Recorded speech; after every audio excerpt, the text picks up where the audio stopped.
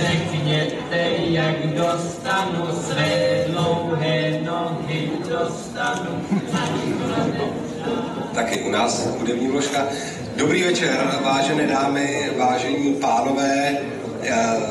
Já si zakládám na tom, že starostové říkají před volbami totéž, co i po volbách.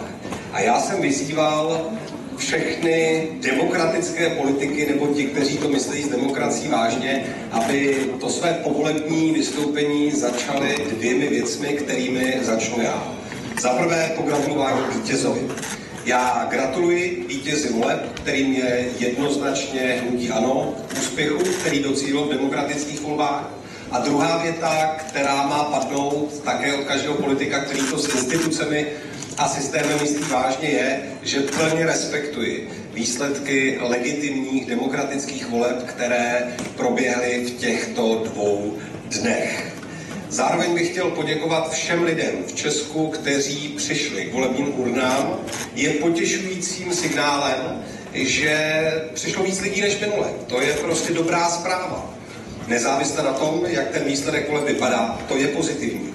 Evidentně to vypadá, že i celá řada mladých lidí si nenechala utéct možnost promluvit do toho, jak se naše země bude dál vyvíjet, a já doufám, že třeba i složení našeho poslaneckého klubu jim dává perspektivu, že mladí lidé mají možnost a chuť mluvit do toho, jak se naše země bude vyvíjet. A to je další pozitivní zpráva, která tady je.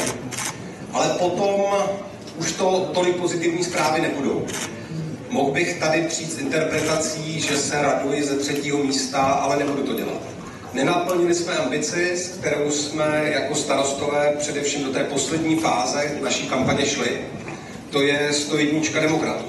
To je 101 lidí ve sněmovně, kteří nebudou hazardovat s tím, kam se naše země vydá, kteří pevně vnímají, kam patříme, že patříme na západ, do Severoatlantické aliance Evropské unie, že chceme být aktivní zemí, která vytváří nejrůznější vazby s nejrůznějšími státy v rámci celé Evropy. A tohle evidentně se nám naplnit nepovedlo, takže ta emoce radosti a radování se určitě není na místě, protože my jsme tomuto konceptu věnovali velké nasazení. Já bych chtěl všem starostkám a starostům, všem lidem v regionu poděkovat za to, že tímhle duchem naší kampaně, étosem spolupráce a spojování se skutečně řídili.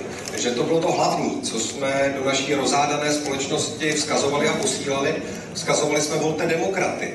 A možná jsme upozadili náš osobní zájem. A to je podle mě fenomenální a svědčí to o tom, že jsme vyspělou politickou silou, která ví, co v téhle zemi chce, a také ví, co nechce.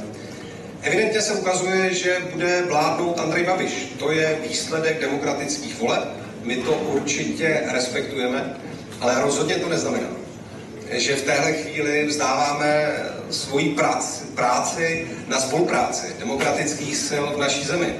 Našimi přirozenými partnery jsou nadále koalice Spolu, nadále jsou to Piráti, a moje první politické telefonáty samozřejmě budou patřit jim, budou patřit Petrovi Fialovi, budou patřit Zdeňkovi Hřibovi, a pojďme se bavit o tom, jak naší opoziční roli sehrát co nejdůstojněji, protože pokud jsme opravdoví demokraté, tak opozicí rozhodně nepohrdáme, a pojďme ukázat, že ty hlasy pro nás mají smysl, že budeme opozicí tvrdou, budeme opozicí kontrolující, budeme opozicí, která hodnoty bude ctít, ale myslím, že odpovídám na mnoho vašich dalších otázek.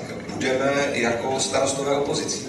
Právě proto, že říkáme totéž před volbami a říkáme totéž po volbách.